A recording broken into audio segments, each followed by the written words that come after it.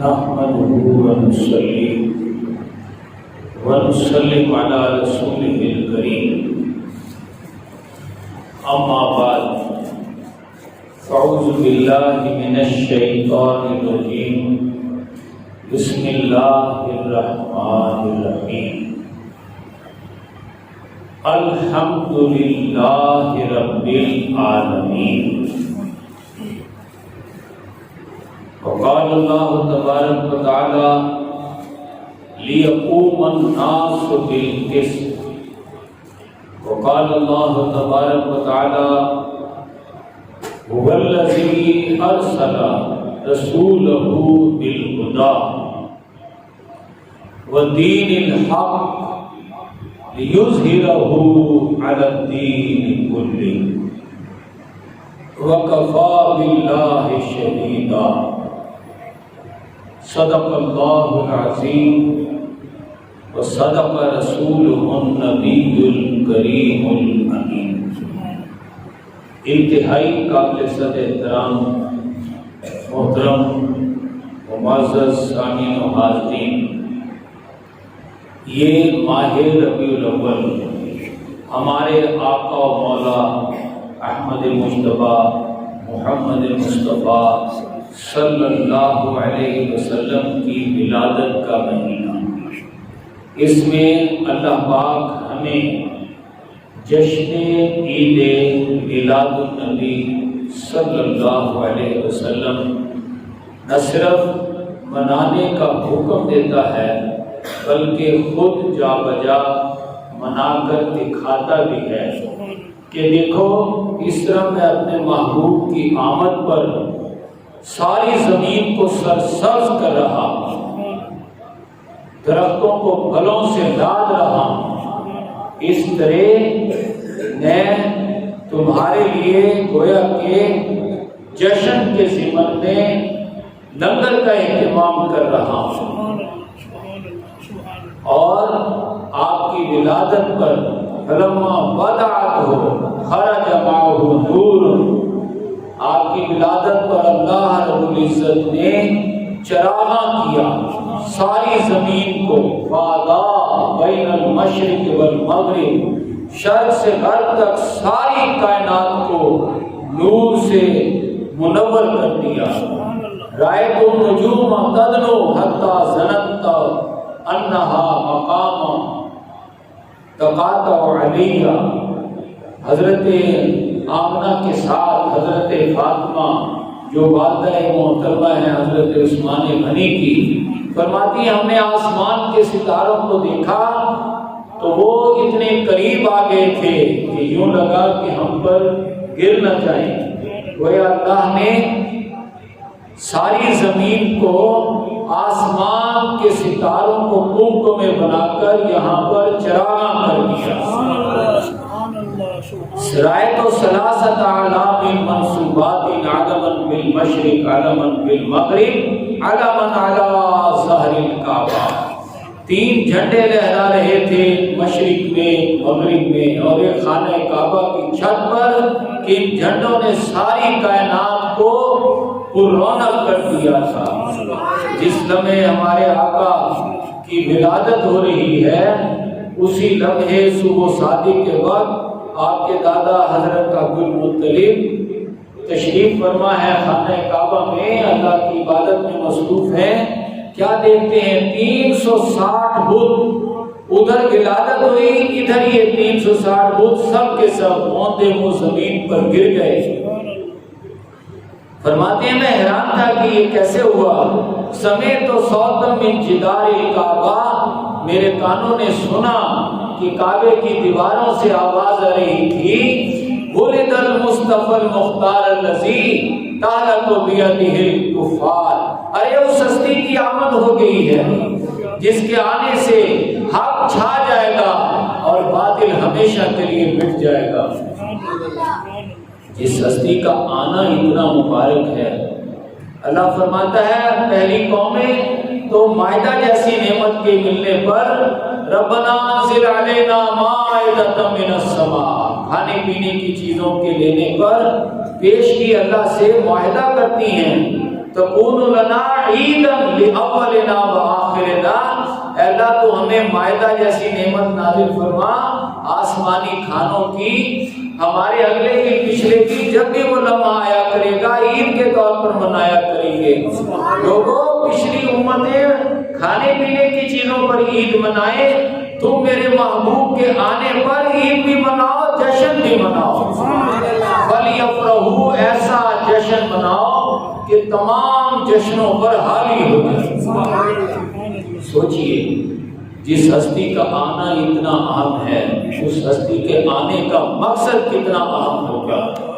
تو آج ہم اپنے آقا صلی اللہ علیہ وسلم کے آنے کے مقصد پر گفتگو کریں گے۔ آپ کے آنے کا مقصد انسانیت کو جہنم سے نکال کر جنت میں بھیجنے کے قابل بنانا ہے۔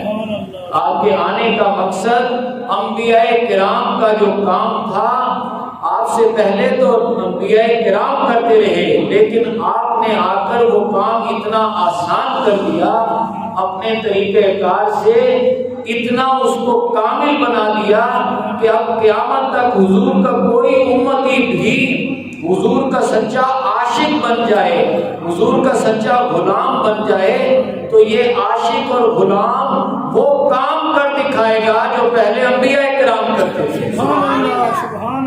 شرط وہی ہے ایک کہ محمد سے وفا تو نے، تو ہم تیرے ہیں، محمد سے وفاداری نبھاؤ، محمد صلی اللہ علیہ وسلم کے سچے عاشق اور غلام بن کر دکھاؤ، تو اللہ فرما رہا ہے ہم تیرے ہیں۔ یہ جہاں چیز ہے کیا، لوح و قلم تیرے ہیں۔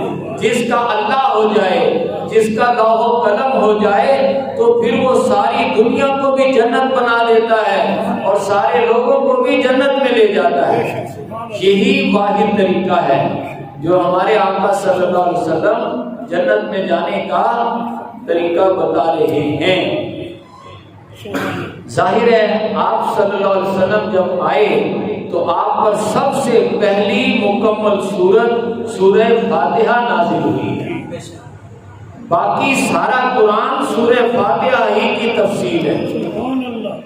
یہ نہیں ہے کہ الحمدللہ پہلی آیت ہے نازل ہونے میں، وہ تو اقرا بسم ربک الذی پہلی آیت ہے۔ یہ نہیں ہے کہ وَلَضَّالِّینَ قرآن کی آخری آیت ہے، نہیں، وہ تو الْیَوْمَ أَکْمَلْتُ لَکُمْ دِینَکُمْ وَأَتْمَمْتُ عَلَیکُمْ نِعْمَتِی وَرَضِیتُ لَکُمُ الْإِسْلَامَ دِینًا، یہ آخری آیت ہے۔ لیکن پہلی مکمل سورت سورہ فاتحہ ہے۔ سورہ فاتحہ اسی وقت سے ہی ہماری نماز کا مرکز و محور بن گئی۔ سورہ فاتحہ کو پڑھنا نماز قرار پایا۔ سورہ فاتحہ کا مضمون ہمیں بتا رہا ہے انبیاء کرام کیوں آتے ہیں، آقا دو جہاں صلی اللہ علیہ وسلم کس لیے آئے، آپ کے آنے کا، انبیاء کرام کے آنے کا مقصد کیا ہے، اس مقصد کو حاصل کرنے کا طریقہ کیا ہے۔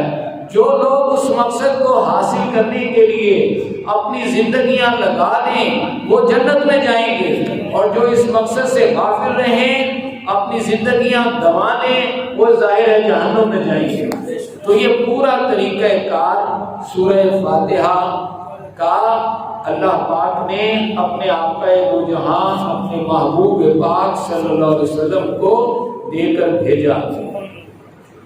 الحمدللہ، تمام تعریفیں اس اللہ کے لیے ہیں رب العالمین، جو تمام جہانوں کا پالنے والا ہے۔ پیدا جو کر دیا ہے اللہ نے، پیدا جو کر دیا ہے، تو لہذا پالنا بھی تو ہے۔ پالنے کا مطلب ہے ہم قسم کی ضروریات اللہ نے پوری کر دی ہیں، لیکن اللہ پاک نے اس لیے تو نہیں ہمیں پیدا کیا کہ ہم کھائیں پیئیں اپنی ضروریات پوری کریں چلے جائیں، اس لیے تو نہیں پیدا کیا نا۔ ضروریات پوری کی ہیں، کیا ہر ایک کو مل رہی ہیں یا نہیں مل رہی، بس اسی میں ساری حکمت مضمر ہے۔ اللہ نے تمام لوگوں کی، تمام جہانوں کی ضروریات تو مہیا کر دی ہیں، لیکن کیا ہر ایک کو مل رہی ہیں؟ نہیں مل رہی. کیوں نہیں مل رہی؟ تب ملیں گی جب اللہ کے دنیا میں کے بنانے کا مقصد پورا کرو گے. اللہ نے دنیا کیوں بنائی ہے؟ تم تو کنزن مخفین، میں چھپا ہوا خزانہ تھا. کس چیز کا؟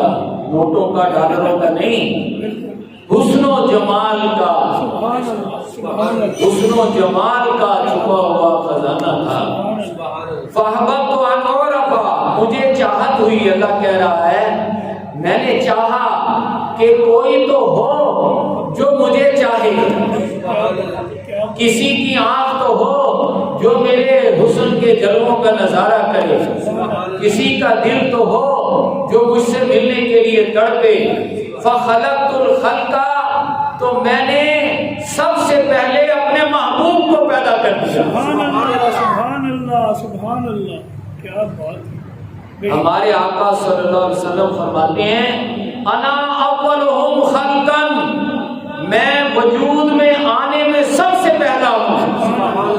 اللہ نے اپنے نور سے سب سے پہلے میرے نور کو پیدا کیا اور پھر میرے نور سے ساری کائنات کو وجود بخشا. انا اولہم خلقا وآخرہم بعثا، میں دنیا میں آنے میں سب سے آخر میں آیا ہوں. مجھ سے پہلے کم و بیش 1,24,000 انبیاء کرام آ چکے.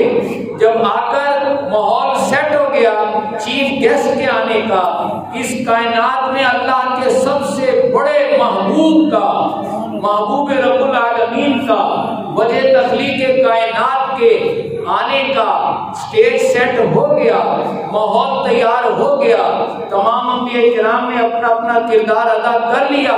تو اب آئے الہدا لے کر، کامل ہدایت نامہ القرآن الکتاب لے کر آپ آئے، سب سے کامل طریقہ آپ لے کر آئے.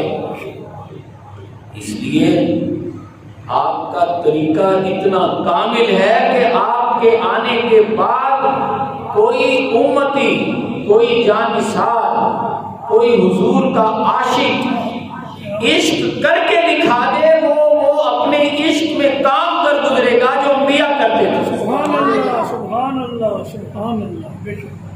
کوئی حضور کا سچا پکا غلام بن کر تو دکھا دے. جب وہ غلام بن جائے گا تو غلامی کا حق ادا کرتے ہوئے وہ کام کر جائے گا جو پہلے انبیاء کرتے تھے. لہذا انبیاء کے آنے کی ضرورت ہی نہیں رہی. یہی تو ختم نبوت ہے. آپ صلی اللہ علیہ وسلم نے ہمیں سورہ فاتحہ عطا کی، نماز کا مرکز و محور عطا کی. اللہ تعالیٰ نے فرمایا اب جو کچھ قرآن ہے وہ سورہ فاتحہ ہی کی تفصیل ہے، اسی لیے حکم ہے سورہ فاتحہ روزانہ پڑھو. صرف روزانہ نہیں، 5 نمازوں میں پڑھو. صرف نماز میں نہیں، نماز کی ہر رکعت میں پڑھو. جب بھی تم نماز میں قرآن پڑھنے لگو، قرآن سے پہلے سورہ فاتحہ پڑھو، تاکہ تمہیں پتہ چلے کہ جو قرآن پڑھ رہے ہو وہ سورہ فاتحہ کی تفصیل ہے، سورہ فاتحہ کی ہی تشریح ہے. تو سورہ فاتحہ کی تشریح اور تفصیل سمجھنے کے لیے بقیہ قرآن پڑھو، بقیہ ویسے سورہ فاتحہ پڑھو. تو وہی نماز ہوتی ہے جس میں سورہ فاتحہ اور چند سورتیں یا چھوٹی آیتیں پڑھ لی جائیں. سمجھے؟ قرآن کے بغیر، سورہ فاتحہ کے بغیر کوئی نماز نہیں. سورہ فاتحہ کیا ہے؟ اللہ پاک سورہ فاتحہ کی تفسیر میں فرماتا ہے انا خلقناکم، ہم نے تمہیں پیدا کیا. اب حدیث پاک میں آتا ہے الناس کالمعادن، انسان معدنیات کی طرح ہے. جیسے لوہا ہوتا ہے، پتھر ہوتا ہے، سونا تو نہیں ہوتا نا، سونا ہوتا ہے. اسی طرح ہی لوگوں کو ہم نے ایک دوسرے سے مختلف بنایا ہے، کسی کو طاقتور بنا دیا ہے، کسی کو کمزور بنا دیا ہے، کوئی زیادہ پلاننگ کر لیتا ہے، کوئی بیچارہ بہلول سا رہتا ہے سادہ سا، بڑا بھولا بھالا سا۔ تو ہم نے انسانوں کو مختلف پیدا کیا ہے۔ جو طاقتور لوگ ہوتے ہیں وہ کمزوروں کا حق چھین لیتے ہیں۔ یہ کیوں چھین لیتے ہیں؟ کیسے چھین لیتے ہیں؟ اللہ پاک نے ایسا کرنے کی کیوں اجازت دیتا ہے؟ اسی میں تو ساری حکمت موجود ہے۔ اسی میں تو یہ ہے کہ میں نے تمہیں تمہارے لیے پیدا نہیں کیا، تمہیں میں نے اپنے لیے پیدا کیا ہے۔ اللہ فرماتا ہے مجھ سے محبت کرو پھر ملے گا تمہیں، غریبوں کمزوروں، تمہیں تمہارا حق، تمہیں ہمیشہ کے لیے جنت تب ملے گی جب تم مجھ سے محبت کرو گے۔ سمجھے؟ تو محبت کیسے کرے؟ جو طاقتور غریب کا حق چھین لے، اللہ کہتا ہے یہ چھین اس لیے لیتا ہے کہ میری شان رحمانیت اور رحیمیت بیچ میں آڑے آ جاتی ہے، کیونکہ اس دنیا میں میری رحمت غالب ہے۔ اللہ فرماتا ہے رحمت کا مطلب ہے فوری نہیں پکڑتا، ڈھیل دے دیتا ہے، موقع دے دیتا ہے، اس موقع سے غلط کار فائدہ اٹھا لیتا ہے۔ وہ کہتا ہے میں نے جھوٹ بولا 10 روپے کا، چھالا نہیں پڑا 10 لاکھ کا بولوں گا، حرام کھایا 10 روپے کا کھایا، کچھ پیٹ میں درد نہیں ہوا، اب لاکھوں کا کھاؤں گا۔ تو اس طرح طاقتور جو ہے وہ کمزور کا حق اللہ کی شان رحمانیت اور رحیمیت کا غلط فائدہ اٹھاتے ہوئے چھین لیتا ہے۔ یہ چھیننے والے مغضوب اور ضال بن کر سامنے آتے ہیں۔ قرآن حکیم کی سورہ فاتحہ میں ان طاقتور ظالموں کو مغضوب کہا گیا ہے۔ اچھا، اب مغضوبوں کی تو مخالفت ہونی چاہیے، ان کو تو جوتے پڑنے چاہیے کہ تم نے جو ہے مظلوموں کا، کمزوروں کا حق چھینا ہے، تم بدماش ہو، تم ڈاکو ہو، تم لٹیرے ہو، سارے مل کر ان کو مارے پیٹے اور اپنا حق چھین لیں۔ لیکن ایسا کرنے کی بجائے جو شخص اس کو کہے اوے ٹھہرو، تم نے لوگوں کا حق چھینا ہے، اس میں سے مجھے بھی دو، میں اس سے مسجد بنا لوں، میں اس سے مدرسہ بنا لوں، میں اس سے خانقاہیں بنا لوں، لوگوں کو اللہ کی طرف لگا دوں، لوگ تجھے چھوڑ کر، تیرا پیچھا چھوڑ کر اللہ کی طرف، لوگ نمازوں میں لگ جائیں، لوگ روزوں میں لگ جائیں، لوگ حج و عمروں کو میں لگا لوں گا، اس طرف لگا لوں گا، اور پھر تیری تعریفیں کروں گا کہ تو نے مسجد بنا دی، تو نے مدرسہ بنا دیا، تو نے پیر خانہ بنا دیا، یہ کتنا اچھا شخص ہے۔ من ترا حاجی کو گویم تو مرا ملا بگو ہے، میں تیری تعریف کروں گا، تو میری تعریف کرے گا، تو لوگوں کو لوٹتا جائے گا، اس میں سے میرا بھی بھتا مجھے دیتا جا، میرا نذرانہ مجھے دیتا جا، باقی تو خود کھاتا جا۔ اس طرح دونوں مل کر انسانیت سے دھندا پٹوائیں گے، خود کھائیں پیئیں گے، عیش کریں گے۔ تو یہ مغلوب دال کا سورہ فاتحہ یہ پول کھول رہی ہے۔ جس وقت سورہ فاتحہ نازل ہو رہی ہے اس وقت 70 ہیں بڑے طاقتور سردار ظالم، اور ابو لہب جو ہے اور اس کے ساتھی جو ہیں انہوں نے خانہ کعبہ سنبھالا ہوا ہے۔ اور دیکھو ظلم کی انتہا، وہ خانہ خدا جو حضرت ابراہیم علیہ السلام نے نمرود کے بتوں کو توڑ کر اللہ کا گھر بنایا، ابو لہب جیسے مولوی پیر نے اس کے اندر 360 بت رکھ دیے، ان بتوں کی پوجا پاٹ کو اللہ کی عبادت قرار دے رہا ہے۔ کیوں؟ تاکہ 70 سردار لوگوں کو قتل و غارت لوٹ مار کرتے رہے، انہیں مظلوم بنائے رکھیں، انہیں اپنا غلام بنائے رکھیں، خود عیش کرتے رہے، ہڈی مجھے بھی دیتے رہے، میں بھی کھاتا پیتا رہوں۔ تو یہ مولوی پیر کا کردار دور کا قرآن حکیم میں سورہ فاتحہ ایسے کیا کہنا چاہیے، مفاد پرستوں، مکاروں کہ اس ظالم کی مخالفت کرو، مخالفت کرنے کی وجہ اسے سر پہ بٹھا لیتے ہیں اور اسی سے چندے پیسے وصول کر کے ایک ایسا سسٹم بنا لیتے ہیں جس سے لوگوں کو اللہ کی طرف لگا دیتے ہیں۔ چلو بھائی اور اللہ کہہ رہا ہے اللہ یستفی من الملائکۃ رسلا ومن الناس، اللہ تو قرآن حکیم میں بتا رہا ہے یہ ہمارے آقا صلی اللہ علیہ وسلم بتا رہے ہیں کہ لوگوں اللہ تو چنتا ہے بھیجتا ہے نبیوں رسولوں کو ظالموں کو پھائے لگانے کے لیے، انصاف قائم کرنے کے لیے۔ وہ الذی ارسل رسولہ بالہدی، اللہ تعالیٰ نے مجھے بھیجا ہے الہدی قرآن دے کر، لیظہرہ علی الدین کلہ، تاکہ میں ان 70 سرداروں کے سر اڑا کر یہاں عادلانہ منصفانہ نظام قائم کر دوں۔ سبحان اللہ سبحان اللہ، بے شک صحیح ہے۔ اللہ تعالیٰ تو نبیوں رسولوں کو اس لیے بھیجتا ہے کہ مغضوبوں دالوں کو پھائے لگاؤ، یہ دونوں مل کر انسانیت کو پھائے لگائے رہتی ہیں۔ اللہ ہمارے آقا صلی اللہ علیہ وسلم نے فرمایا مالک یوم الدین، لوگوں اللہ تعالیٰ رحمان و رحیم ہے لیکن اس کی رحمانیت سے دھوکہ نہ کھا جانا، وہ مالک یوم الدین ہے، وہ آج مرے کل دوسرا دن۔ اللہ کے پاس جاؤ گے تو اللہ پوچھے گا مغضوب دالوں کی مخالفت تم نے کرنی ہے، اور جب وہ تمہیں گالیاں دیں تمہیں مارے پیٹیں تم اللہ کی محبت میں سب کچھ سہ جاؤ، یہ مجھ سے محبت ہے۔ سبحان اللہ سبحان اللہ، ایسا ہی ہوا نا، ہمارے آقا صلی اللہ علیہ وسلم نے خانہ کعبہ میں آ کر ان 70 سرداروں کو کہا اوے بدبختو تم ظالم ہو، اللہ تعالیٰ نے من ذکر و انثی، ایک مرد اور ایک عورت سے تم سب کو پیدا کیا ہے، تم سب برابر ہو، تم سب ایک آدم کی اولاد ہو، تم سب سگے بہن بھائیوں کی طرح ہو، کیوں تم نے عظیم اکثریت کو غلام بنا لیا، ان کو آزاد کرو۔ تم بن بیٹھے ہو سردار اور آقا بن کر، اگر تم ایسا نہیں کرو گے تو تم جہنم میں جاؤ گے۔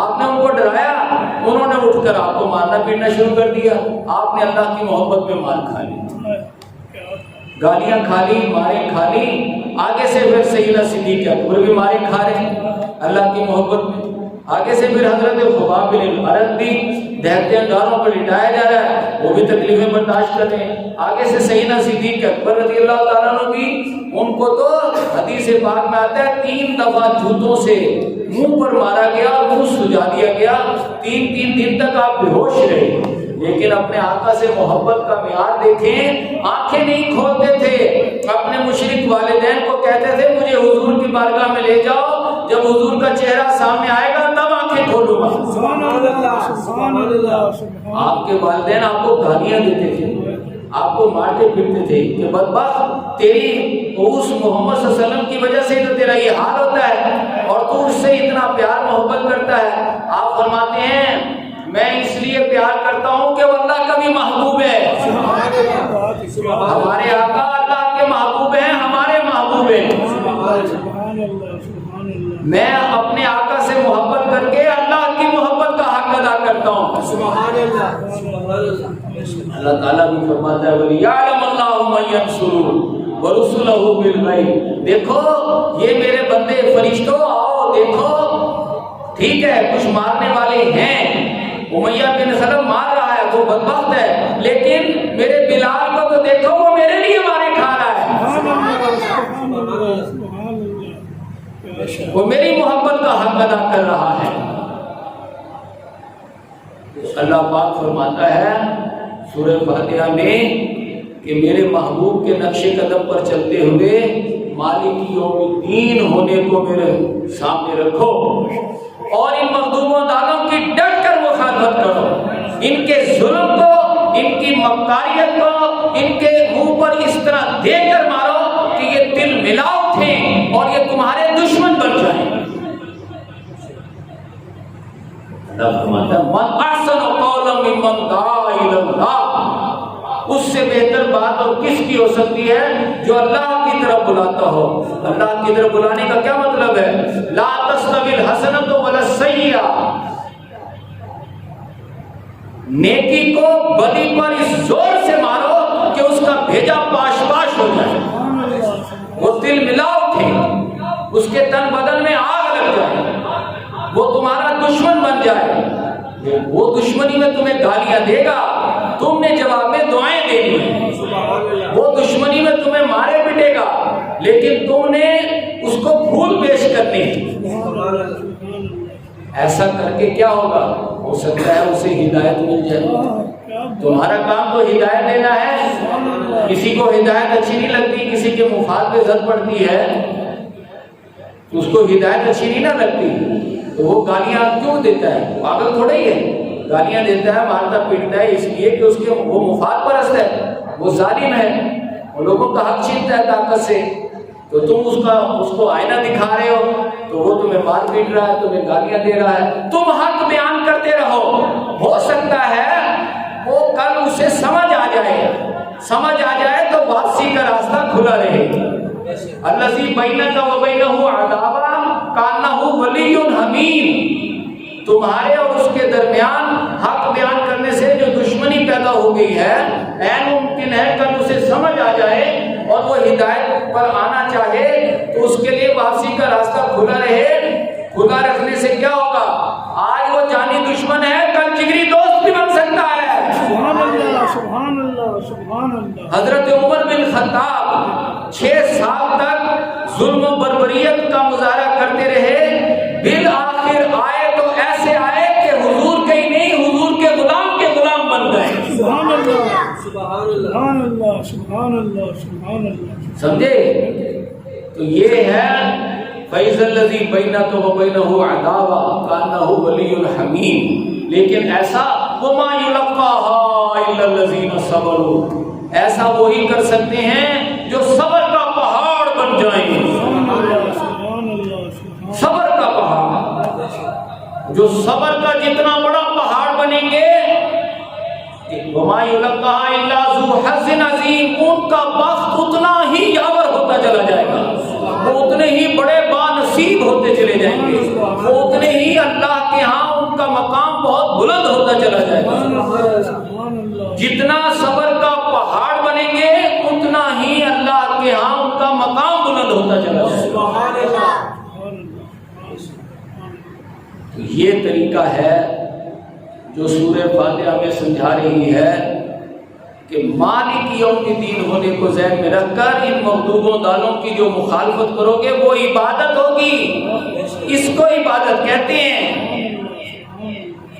سمجھے؟ بے سمجھی نمازیں پڑھنا، بے مقصد سی نمازیں پڑھنا،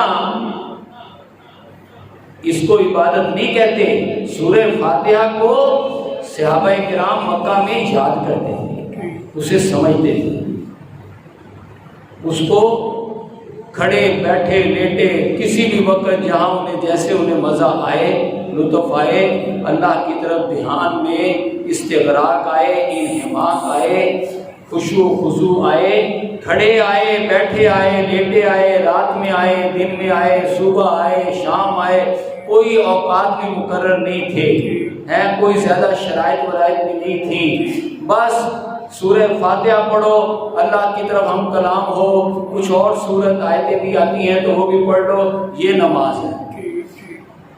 اور نماز میں جو کچھ پڑھا جا رہا ہے وہ مغضوب دالوں کی مخالفت ہے۔ اللہ کی محبت میں مغضوب دالوں کی مخالفت کرنا، ہمارے کھانا، یہ عبادت ہے۔ اس کو عبادت کہا گیا ہے۔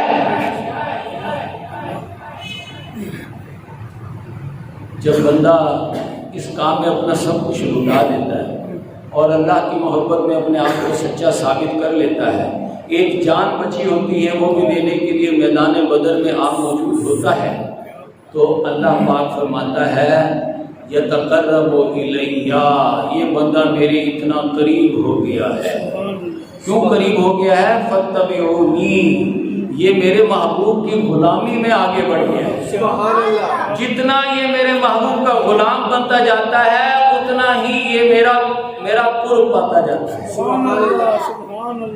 یہ قرآن حکیم کی آیت ہے، قل ان کنتم تحبون اللہ، جو لوگ اللہ سے محبت کرنا چاہیں ان کو بلاؤ، ان کو سمجھاؤ۔ ارے خدا کے عاشق ہیں ہزاروں، بنوں میں پھرتے ہیں مارے مارے۔ خدا کے عاشق جو ہیں ہزاروں، بنوں میں پھرتے ہیں مارے مارے۔ میں اس کا بندہ بنوں گا جس کو خدا کے بندوں سے پیار ہوگا۔ کیا مطلب ہے اس کا؟ میں اس کا بندہ بنوں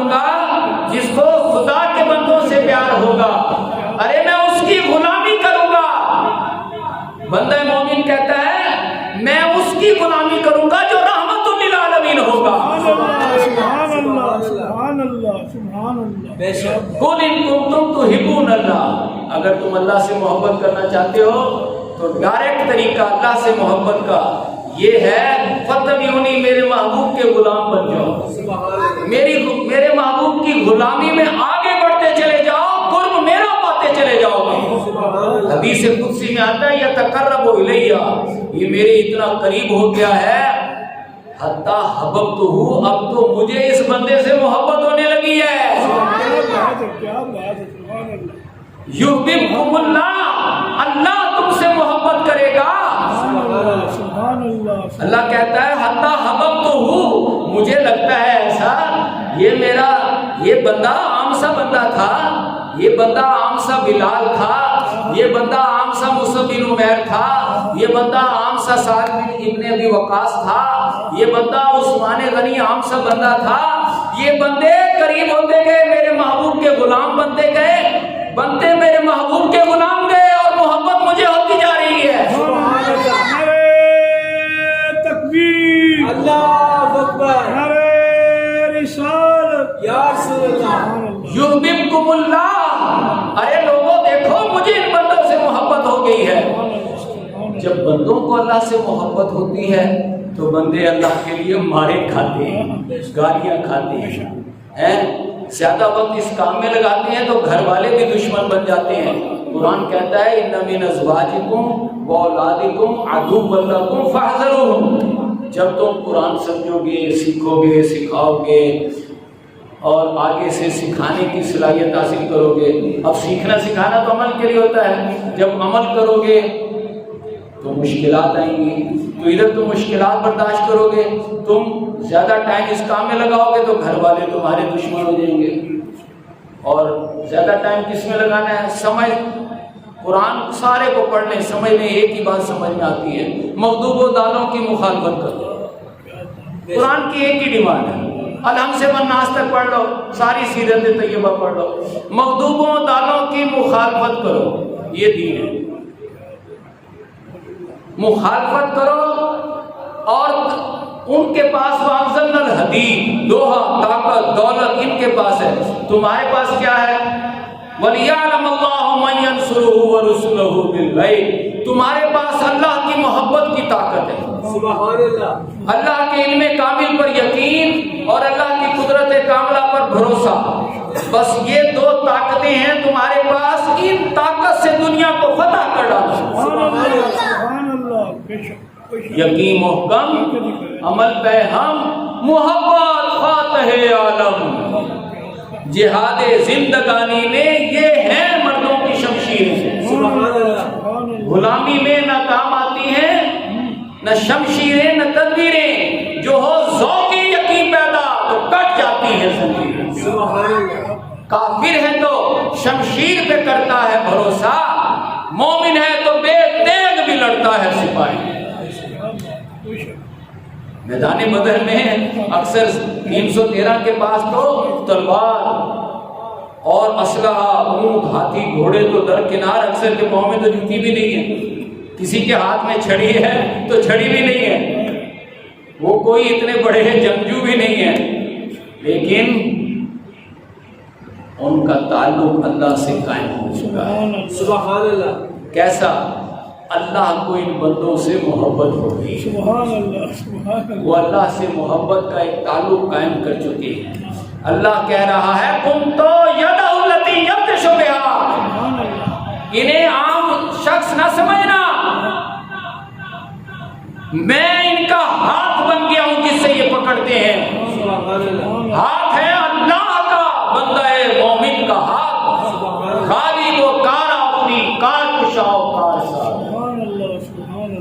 ہاتھ ہے اللہ کا، بندہ مومن کا ہاتھ، غالب و کار آفری، کار کشا و کار ساز. کنت فؤادہ الذی یرید بہا، میں ان کا دل بن جاتا ہوں جس سے یہ ارادہ کرنے لگتا ہے یہ بندہ، ہے یہ میری شان. اذا اراد اللہ شیئا ان یقول له کن فیکون، اللہ جب کسی چیز کا ارادہ کرتا ہے تو کہتا ہے کن ہو جا، فیکن وہ ہو جاتی ہے۔ لیکن یہ تو میری شان ہے، لیکن جو بندہ مجھ سے محبت کر لے اور میری محبت میں میرے محبوب کا غلام بن جائے اور غلامی کا حق ادا کر دے تو پھر کیا ہوتا ہے؟ وہ بندہ بندہ رہتے ہوئے مولا صفات بن جاتا ہے۔ سبحان اللہ۔ کیسے؟ ہمت کنت شرع عن الحق، اس بندے کی ہمت لوگوں کو سمجھاتی ہے کہ خدا کیا ہوتا ہے، سبحان اللہ، کیا ہوتا ہے۔ اللہ فرماتا ہے کن پہ ہر کن می گویا یکون، اس کے ہر کن پر اللہ فیکون کرتا ہے۔ سبحان اللہ، سبحان اللہ، سبحان اللہ۔ میرے آقا و مولا کہتے جاتے تھے اے فرشتے اس کی جا کے گردن اٹھا، کیا بات، سبحان اس اللہ، ابو جہل کی، اس ابو لہب کی، اس قطبہ کی، تو وہ گردنی اڑاتا جاتا۔ بے شک، سبحان اللہ، سبحان اللہ۔ یہ سورہ فاتحہ ہمیں بتاتی ہے کہ جو شخص مالک یوم الدین کو ذہن میں رکھے اور مغضوب و ضالوں کی مخالفت کرے تو یہ طریقہ کار صراط مستقیم ہے۔ ایک بات بڑی اہم ہے اس سلسلے میں، وہ ہمیں سمجھ لینی چاہیے۔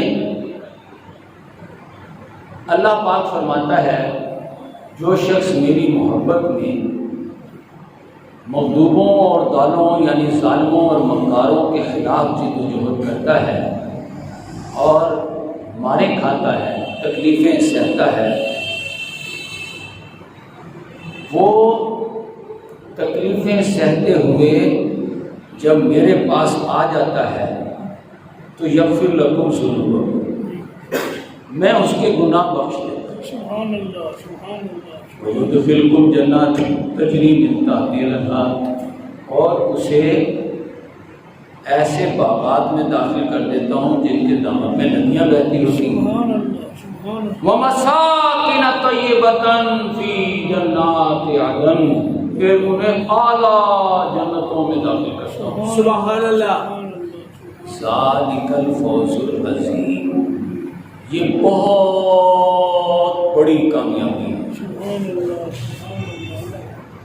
اللہ کہہ رہا ہے میرے محبوب کے جانے سالوں تم نے میری محبت کا حق ادا کیا، صراط مستقیم پر چلے، میرے محبوب کی غلامی کا حق ادا کیا، میری محبت میں اپنا سب کچھ لٹایا، اپنا گھر بار، اپنا کیریئر، اپنی زندگی، اپنا سب کچھ لٹا کر ایک جان بچی تھی تم دینے کے لیے آ گئے، بس تم یہی کچھ کر سکتے تھے۔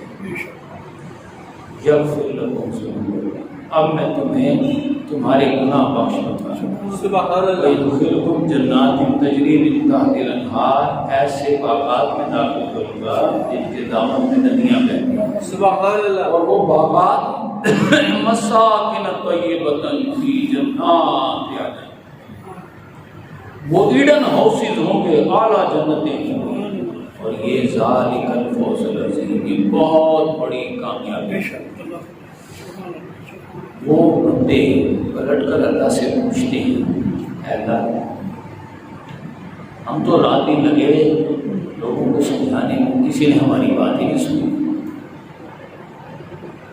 ہر کوئی ہمیں دھکے دیتا، گالیاں دیتا، مارتا پیٹتا، ہمیں برا بھلا کہتا ہے، کوئی عدل قائم ہوا ہی نہیں، کوئی ظالم کا ظلم ختم ہوا ہی نہیں۔ اللہ آپ فرما رہے ہیں ہم بہت کامیاب ہیں، بہت بڑے کامیاب ہیں۔ اللہ پاک فرماتا ہے میں نے جس مقصد کے لیے تجھے پیدا کیا تھا تو نے وہ مقصد میرا پورا کر دیا۔ سبحان اللہ، میں چاہتا تھا تو دنیا میں جائے میرے لیے تو پاگل ہو جائے، سبحان اللہ، ہے بے شک میرے لیے تو پاگل ہو گئے۔ دنیا کے لیے تو وہ عقل مند ہوتا ہے نا جو 24 گھنٹے مال و اولاد میں لگا رہے، وہ دنیا والوں کے لیے عقل مند ہوتا ہے۔ مال و اولاد کی بھیڑ چڑھ جائے، دنیا والے کہیں گے سبحان اللہ بہت اچھا ہے، لیکن تو مال و اولاد کے بھیڑ چڑھنے کی بجائے میری محبت میں اپنا کیریئر لگا دے. سبحان اللہ. یہ کیریئر ہی تو ہوتا ہے. مودی، آج کا مودی بچپن میں ایک چائے کے ہوٹل پر کام کرنے والا میرا ہی تو تھا نا. آج وزیر اعظم بنا. وہ ڈونلڈ ٹرمپ وہ دنیا کے ڈالروں کا خزانہ ہے، وہ بھی تو بہرا ہی تھا نا. یہ آج کا پیوٹن، رشیا کا اگلے 10 سال کا بھی سیاہ و سفید کا مالک، وہ ڈگریاں لیے پھرتے 3-4 سال تک ایسے ہی کسی صحافت کی اعلیٰ ڈگریاں لے کر پھرتا رہا، کسی نے گھاس نہیں ڈالی. یہ اردوان جو ترکی کا صدر، جس کے پیچھے چائنا دیکھتے ہیں کہ وہ دوڑا پھرتا ہے، امریکہ دیکھتے ہیں وہ دوڑا پھرتا ہے، اردوان. طیب اردوان کون ہے؟ بچپن میں ایک پوسٹ مین کا بیٹا ہے، وہ پوسٹ کارڈ آ کر دیتا تھا، باغ چوک میں کھڑا ہو کر لوگوں کو پانی پلاتا بوتلوں سے اور پوسٹ کارڈ تقسیم کرتا. آج طیب اردوان دوسری تیسری دفعہ صدر وزیر اعظم ہے. دنیا میں ایک اس کا نام ہے. یہ کیریئر ہی تو ہوتا ہے. اوباما یہاں لاہور میں پھرتا رہا اور امریکہ کا صدر بن گیا. باراک حسین اوباما، یہ کیریئر ہی تو ہوتا ہے. اللہ فرماتا ہے یہ بندوں نے کیریئر میرے محبوب کی غلامی میں قربان کر دیا. سبحان اللہ. سبحان اللہ. سبحان اللہ. میرے محبوب کی غلامی میں، میری محبت میں انہوں نے کیریئر لگا دیا، اپنا گھر بار لگا دیا، اپنی دنیا ساری لگا دی. لہذا اب کیا ہوگا؟ اب مجھے اس بندے سے محبت ہوگی. سبحان اللہ. سبحان اللہ. اب مجھے اس بندے سے محبت ہوگی کیونکہ یہ میرے محبوب کا غلام بن گیا ہے. تو جو میرے محبوب سے وفاداری نبھائے، ہم اس کے، اور ہم ہی کیا، لوح و قلم اس کے. سبحان اللہ. سبحان اللہ. لوح و قلم اس کے ہو جاتے ہیں. بس صرف شرط یہ ہوتی ہے قوت عشق سے ہر پست کو بالا کر دے اور دہر میں اس میں محمد سے اجالا کر دے. یہ اللہ سے محبت نبھانا، اللہ کے محبوب کی غلامی کرنا، یہ قوت عشق ہوتی ہے. قوت عشق سے ہر پست کو بالا. ہمارے آقا صلی اللہ علیہ وسلم نے یہی طریقہ کار اختیار کیا اور آپ کے صحابہ کرام نے حضور کے نقش قدم پر اسی طریقہ کار کو اپنایا. آپ صلی اللہ علیہ وسلم اتنا اعلیٰ طریقہ دینے کے لیے تشریف لائے چونکہ طریقہ بڑا کامل ہے. آپ جو طریقہ کار لائے وہ قرآن کا ہے، وہ سورہ فاتحہ کا ہے. سورہ فاتحہ قرآن ہے اور قرآن میں یہ تاثیر ہے کہ وہ پہاڑ پر نازل ہو جائے تو وہ پچک کر پھٹ جائے. یہ قرآن اگر ہمارے دلوں پر نازل ہو جائے، دل پر کیسے نازل ہوتا ہے؟ جب ہم اسے سمجھیں. جب ہم اسے سمجھنے کی کوشش کرتے ہیں نا تو ذکر اللہ وجلت قلوب، تو دل لرز جاتی. ذکر اللہ وجلت قلوب، دل لرز جاتے ہیں. اور تلیت علیہم آیاتہ زادتہم ایمانا، جب لرزے ہوئے دل پر سمجھا ہوا قرآن تلاوت کیا جائے تو اس کے ایمان میں اضافہ ہو جاتا ہے. سبحان اللہ. پھر وہ علی ربہم یتوکلون، ایسا شخص اللہ کی قدرت کاملہ پر بھروسہ کرنے لگتا ہے. سبحان اللہ. یہ جو دنیا کی سب سے بڑی طاقت ہے وہ اللہ کی قدرت کاملہ پر بھروسہ ہے، اللہ کے علم کامل پر یقین ہے. یہ دولت، یہ طاقت لے کر صحابہ کرام میدان بدر میں اترے تھے، سبحان اللہ. غزوہ احزاب میں اترے تھے اور ساری دنیا کو فتح کر ڈالا تھا. آج بھی وہی طریقہ ہمارے آقا صلی اللہ علیہ وسلم کا ہمارے لیے موجود ہے. چونکہ آپ اتنا کامل طریقہ لے کر آئے، اس لیے اللہ پاک ہمیں بھی جشن عید میلاد منانے کا حکم دے رہا ہے اور خود بھی جشن عید میلاد منا کر دکھا رہا ہے۔ اور اصل جشن عید میلاد یہ ہے کہ میرے محبوب کا طریقہ اپناؤ۔ سبحان اللہ۔ وہ کیا ہے؟ چوں بجان در رفت جان دیگر شبد۔ جب قرآن کسی کے دل و دماغ میں اتر جاتا ہے تو قرآن اس شخص کو بالکل بدل کے رکھ دیتا ہے۔ سبحان اللہ۔ پہلے وہ جینا چاہتا تھا، اب وہ جام شہادت نوش کرنا چاہتا ہے۔ سبحان اللہ۔ پہلے وہ دنیا میں بڑھنا پھرنا پھولنا چاہتا تھا، اب وہ اپنا وقت اور صلاحیتیں ساری کی ساری لگا کر اللہ کی محبت میں سچا ہونا چاہتا ہے۔ سبحان اللہ۔ جب ایک شخص بدل جاتا ہے تو جان جو دیگر شد جہاں دیگر شود، ایک بدلا ہوا انسان کائنات انسانی کو اللہ کی مدد سے بدل کے رکھ دیتا ہے۔ سبحان اللہ۔ اللہ پاک ہمیں اپنے آقا کے اس اسوہ حسنہ پر بھی جشن عید میلاد منانے کے ساتھ ساتھ اپنے آقا کی اس اسوہ حسنہ پر بھی عمل کرتے ہوئے کائنات کو فتح کرنے کی توفیق عطا فرمائے۔ آمین ثم آمین۔ وما علینا